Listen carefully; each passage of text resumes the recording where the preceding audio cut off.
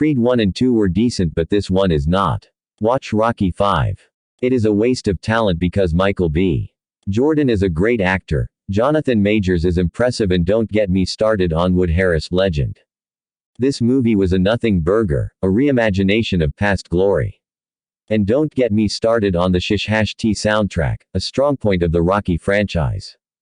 I don't know if it is because Rocky is not in this one, but it is missing heart. The build-up you had in every Rocky movie is not in this one. I did not feel the tension growing and definitely missed the climax you have in all the Rocky movies. Peas. Hollywood, where is the inclusivity, or does that only go one way? A long-lost friend who's been inside pays you a visit. After rebonding he goes on then to elicit a chance to fight your champion. Dreaming days of Halcyon, his luck is in, and this is something you solicit. As often happens, the best laid plans all go awry, as your friend appears to be quite a bad guy, so retirement is dropped, this new heavyweight must be stopped, the gloves are off, you're toe-to-toe, and eye-to-eye. Two great actors in an enjoyable but far from exceptional boxing movie that chugs along at a reasonable pace but gets a little distracted on occasions with irrelevance and ends exactly as you might have anticipated. Creed 3 2023 is a movie my wife and I saw at an advanced screening last night. The storyline follows a retired Adonis Creed who is now a stay-at-home dad with his daughter and successful wife, who is now a music producer. One day while at the gym he runs into an old acquaintance whom he was best friends with as a kid. His friend was a better fighter with a brighter future than him, but they got in trouble and his friend was sent to jail for 15 years. Now out of jail, he wants what's owed to him, which is everything Creed has. Creed gives him his chance but quickly wishes he didn't. Once the demon has been unleashed on the boxing landscape, the same man who unleashed may be the only man who can stop him. Creed. This movie stars and is directed by Michael B. Jordan, Black Panther, in his directorial debut, and also stars Jonathan Majors, Lovecraft Country, Felicia Rashad, The Cosby Show, Tessa Thompson, Dear White People, and Wood Harris, Remember the Titans. There is a lot of good in this movie and a few misses too. The premise for this storyline is very good and has a ton of potential. The acting and setup of the circumstances is tremendous. Jonathan Majors continues to establish himself as one of Hollywood's elite. And Jordan, Rashad and Thompson support and play off each other perfectly. The chemistry is excellent amongst the cast, even the child actors deliver strong performances. This is a movie made for IMAX with great cinematography, use of colors, camera angles, and the sped-up, slowed-down shots were brilliant. The ring intros are the best ever depicted in a boxing movie, and the soundtrack was fantastic too.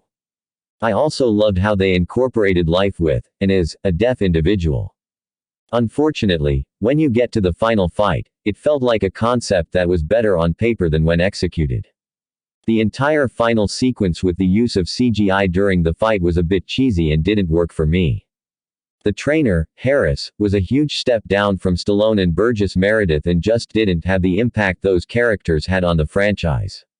Some of the scenes were too straightforward, especially the ending fight where there was a monumental opportunity to change the direction and feel of the franchise, but it falls on its face, like a poorly executed gut punch. There is one of those in here too. Overall, this is definitely worth a watch, but easily the worst of the Creed trilogy. I would score this a 7/10 and recommend seeing it once. Creed 3 is an enjoyable movie that has its ups and downs. The film is a refreshing change as it focuses more on Creed and less on Rocky. Michael B. Jordan, who plays the role of Creed, delivers an excellent performance, as do all the other actors, including Jonathan Majors.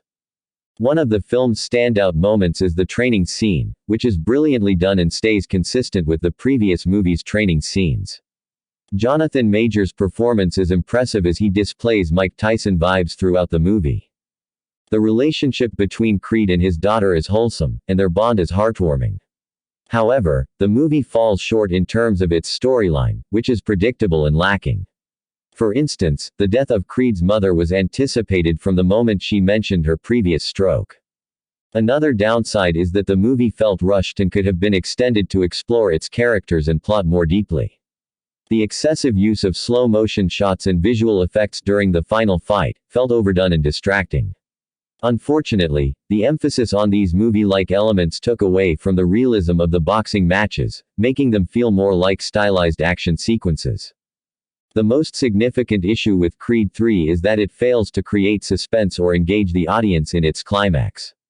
The fight between Creed and Damien lacked the intensity and excitement of previous boxing scenes in the franchise, and I never felt like I was on the edge of my seat. In conclusion, Creed III has its flaws, but it's still an enjoyable movie that is worth watching. The movie's strengths lie in its performances, training scenes, and heartwarming father-daughter moments. However, the predictable storyline, rushed pacing, and lack of suspense during the fight scenes prevent it from reaching the heights of its predecessors. Ridiculous film, totally unbelievable, sob story, virtue signaling rubbish. God knows how bad the next Creed Jannar is going to be, I dread to think. Honestly, it was so much worse than anticipated, but the story is pointless and unbelievable. All the advertising was a bit full on too. A real shame to see the legendary Rocky movies abused to create utter whinge dribble. Not only was it an awful boxing film, but it was just an awful film in general. It tried to steal what it could from Rocky, regurgitated Creed 1 and 2 and added some seriously weird CGI to the final fight which made it feel like a crappy Marvel film. It had a big old self-pity sob story but somehow absolutely no heart, a key ingredient to any boxing film. Wanted to like this film, and to be honest I think it was a good idea to finally move away from the Rocky character, but this falls flat on its face. The premise is good and it starts off okay, but it becomes really muddled really fast. If Adonis and Dame are literally like brothers, why do they have next to no chemistry? Do we root for Dame or is he just the antagonist? In all seriousness, Rocky V was poor, but it actually did this storyline so much better. Training sequences and the fights were the worst across all the Rocky Creed series. Yes, visually they look great, but there is no feel of a boxing match, no flow, no heart-pounding sense of threat or danger. The less said about the CGI sequence the better. Completely deflated the climax of the fight and robbed us of any investment we had left. If there is going to be a Creed IV, Stallone needs to have a greater involvement. Yes, you can call the previous Rocky Creed films generic and predictable, but they're also crowd-pleasing and above all fun and entertaining, and at the end of the day that's what it comes down to. Yes, exactly. Without Rocky, without Sylvester Stallone, it tastes like a burger without meat. Wiping out Rocky means wiping out all the past, and all the experiences that viewers lived. There was always a balance between strength and weakness in Rocky movies. They carried it very well in Creed and Creed II. But this movie lacks balance, I think. Michael B. Jordan announced that he wants to shoot a lot of Creed movies and wants to turn them into a cinematic universe. But how do you think you can do it without Rocky in it? I mean, Sylvester Stallone was the backbone of that series. People went to watch Creed because this was the continuation of the Rocky films. They were seen by viewers like Rocky VII and Rocky VIII. Yeah, it tastes like a vegan burger. But still edible if you are hungry. This movie was very disappointing. If you don't want to pay to see this movie, get Rocky V, it's done way better. Seriously. Sylvester Stallone must have read the script and thought, I remember this movie, I starred in it 3 times already. There are so many predictable plot points in this movie it makes it hard to watch the whole movie. His mum, I hope I don't have another stroke. TV news, this ex-convict was the person who broke Drago's arm. Montage. The fight scenes in a fighting movie should be good, but these ones were shot by an arts minor. They did this thing in the second fight, because there's only 2, where they only had the 2 boxers doing their thing in a gray washed-out ring. And talking to each other, annoying and frustrating to watch. Especially when you go to see a fight movie for the fighting. And in a movie where the plot is so weak such as this, those fight scenes better be good. They weren't.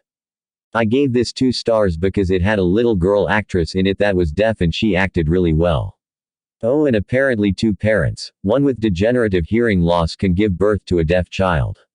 Test didn't wear a hearing aid for 90% of the movie, yet their child was born completely deaf. Last point. They have set up the daughter to be the next Creed. In 2 years' time there will be a 16 years later, and she will be the first deaf black female world champion. I picked it.